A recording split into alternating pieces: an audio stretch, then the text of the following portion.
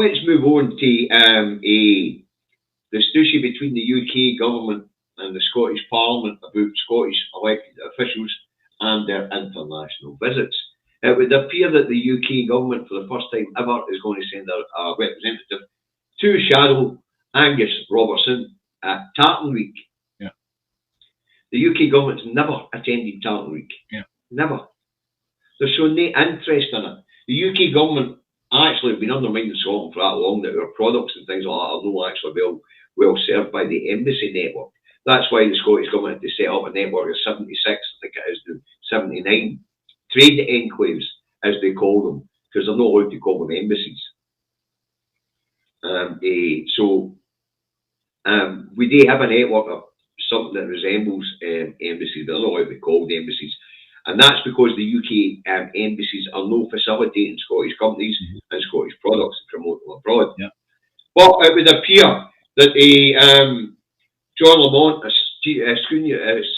junior Scottish office minister, will be attending Tartan Week to keep an eye on Angus Robertson to make sure he doesn't bring up independence. Apparently, Scottish ministers, when they go abroad, are forbidden by the British government, because it's a reserved matter, to speak about independence. They can only reply if they're asked about it. Okay, all right. Let's look at this practically, right? Let's say I was going across to meet with, I don't know, somebody in the Netherlands, for example, right? Yeah. What I would do is I would get somebody to make contact with a person I was meeting in the Netherlands, and an email or a WhatsApp connection would say, "Don't forget to ask me about Scottish independence." Or don't forget to ask them about Scottish independence, because you're certainly not going to do that yourself, because that would take as evidence that you were correct. Correct. Undermining the British state when it comes to the Constitution. Yeah. So therefore, it's a load of bollocks. It really is, honestly, right? I'm sure Angus has got the intelligence to be able to deal with that properly. And and he will have prearranged for questions. Well, you would have seen him in the select committee doing that road when he was challenging them on promoting Scotland and things like that. Yeah. And where Dougie Ross tried to get into him about talking about Scottish independence, he went on official duties. Yeah. Yeah. Yeah.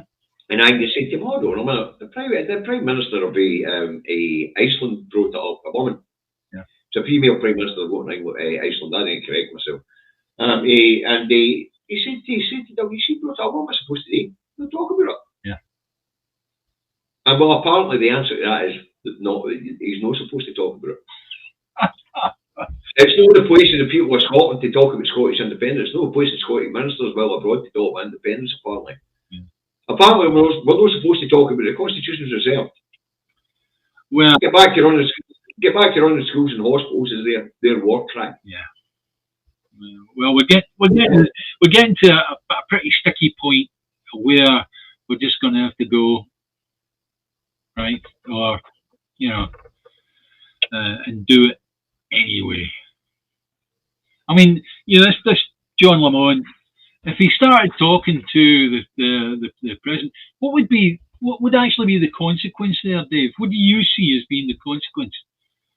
Well, if Angus Robertson was talking to the president about independence, yeah, I have absolutely no idea what the consequences would be. At the end of the day, it's like, okay, I would imagine they've got like security around about. Is John Lamont going to blooming get Angus Robertson blooming hauled away? No, apparently, actually, he's not going to cross paths with him. He's going to stay as far away from him as possible. Yeah. Which defeats the purpose. Yeah.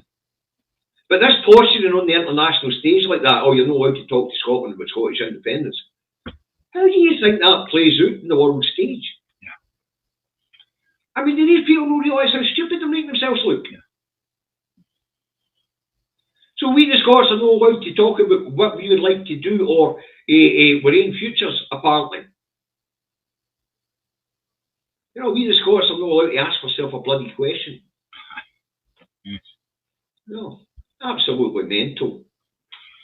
But I mean, the idea we know that when they travel abroad, Scottish ministers are generally have an embassy official with them. But now apparently these embassy officials are going to be able to tell them what they can and can't talk about. Mm-hmm. Yeah. So it's lunacy. This is getting to the point where we can't say we're a colony now. They're dictating what we can and can't talk about. You know, our ministers what they can and can't talk about. That's just nuts. Talk about squashing freedom of speech in the colony. I wonder if we're doing the same with the Welsh government officials if they go abroad. Wouldn't be. I wonder if we're doing the same with Sinn Féin when they're travelling abroad representing Northern Ireland. No, because they plant bombs, don't they? It's not an option we want to take up, David. Correct. It's not an option But we ever wanted to.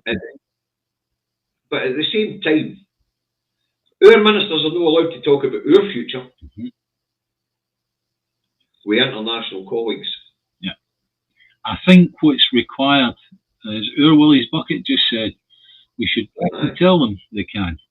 And that means we tell our politicians that we elect that, yes, you can discuss that. We have already told them we elected them on a platform. You don't have to bow your head to any Tory politician.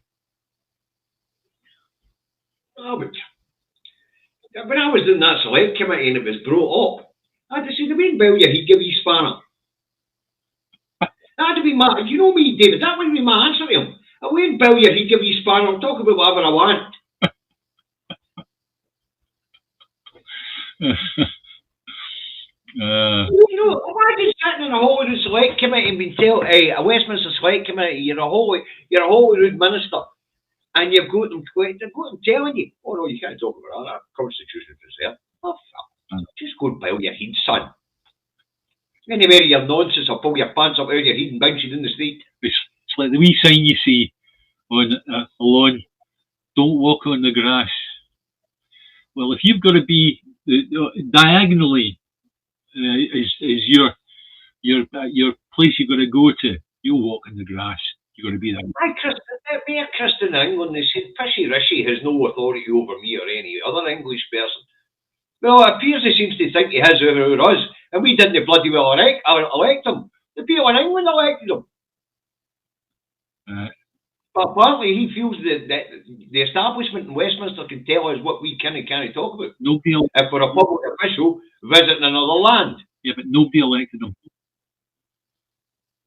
No, nobody elected Rishi, you're right. Yeah. So, and the fact that they've deviated for the 2019 manifesto that they won the election on should see them actually removed from government. That's right.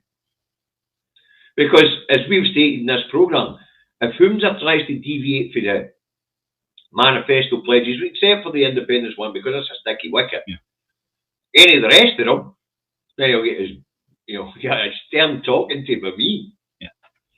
You know. Hey, Tories don't get tasered. That's a nice title, mate. But no, imagine telling people, imagine telling Scottish public officials, when you're abroad, you're not allowed to talk about Scottish independence. I'd have just said to them, "Muck away and bow your head, son. I'll talk about whatever I want, whether you like it or no."